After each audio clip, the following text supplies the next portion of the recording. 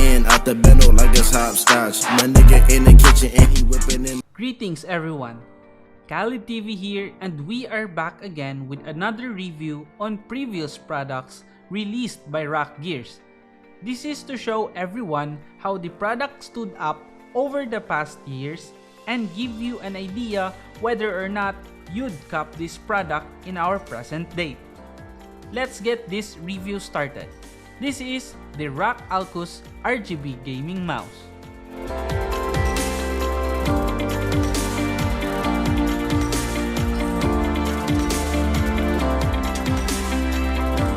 As usual, we will divide the review into 3 categories.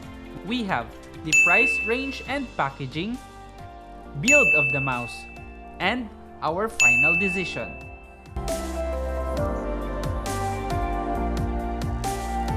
When I first laid my hands on the package, right on the bat, the look and feel is premium as the packaging is themed in a material way. In front, we have an overview image of the mouse itself and the chipset used. That being said, the Avago 3050 and the digits for the maximum DPI. Here's where it gets interesting. When you open the front side of the box, we can see the mouse covered in a plastic material, and on the left is a diagram of the mouse on how it looks like on top, bottom, and the sides. I remember this part got me really excited back then because most of the mouse I bought does not have this kind of packaging.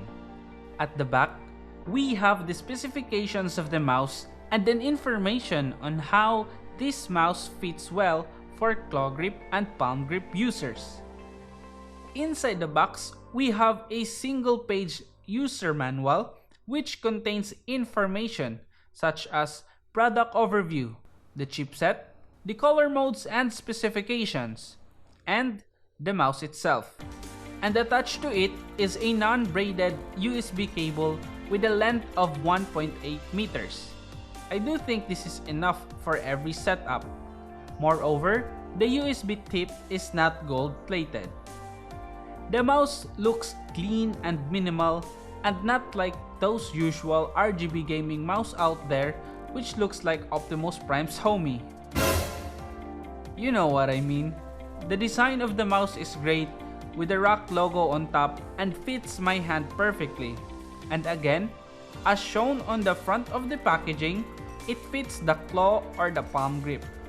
I don't have gigantic nor baby hands, just the average, and so, with a size of 129mm length, 6mm width, and 21mm height, I'd say the mouse on hand feels great. When used, the mouse feels very light, but not to the point where the lightness makes you think the mouse is cheaply built. The mouse has 9 keys with the function as follows. On top, we have the left and right key, the rubber scroll wheel, the DPI selection keys used for changing DPI levels. On the bottom part, we have the RGB switch to toggle on or off the RGB lighting. And on the sides, we have 2 keys for forward and backward. And lastly, the snipe button, which is very unusual when it comes to the placement because it's a bit too far. Again, I have an average size of my hand, and as a result, this makes me hard to hit the button and perform those clutch snipes. If you have bigger hands, you might be able to reach the button with ease.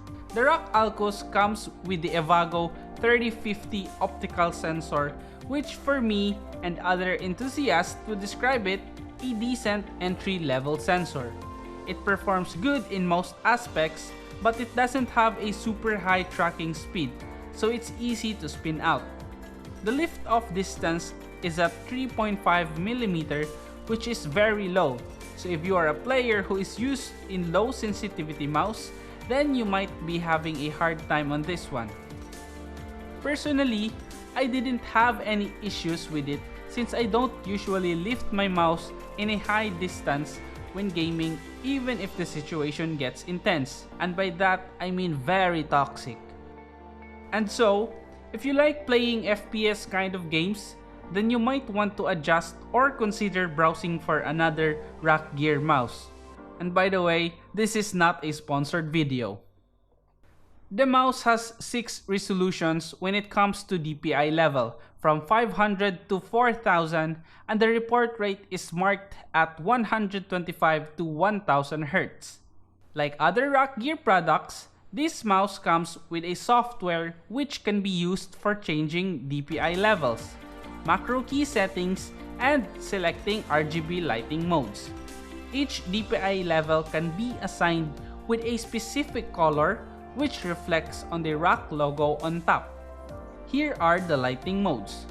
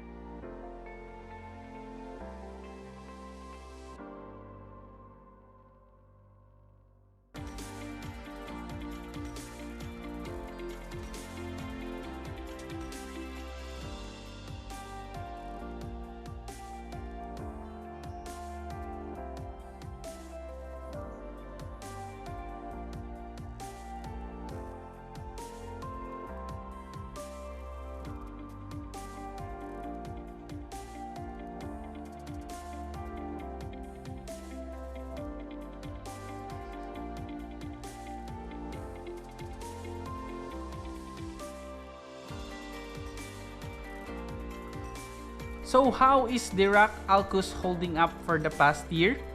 I bought mine during the last quarter of 2018, and to this day, I still use it on a daily basis, whether it might be work, gaming, or even editing. The only issue I've encountered is that I've noticed on the top part of the mouse, the color faded. But this may be due to the times where I used my mouse when my hands were wet with rubbing alcohol or water. I usually do this for sanitation.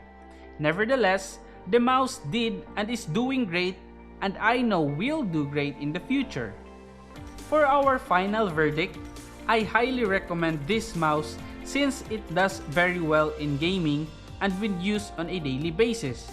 It is very affordable, and with a price of $895, you get the most out of what you are paying. If you are like me who lives outside Luzon, then expect a shipping fee to be added.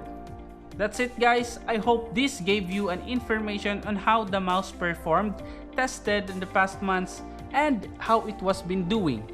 If this video helped you, make sure to like and subscribe to my channel. You can drop a comment below on how your Rakk Alkus has been doing, and I'll be sure to check it out.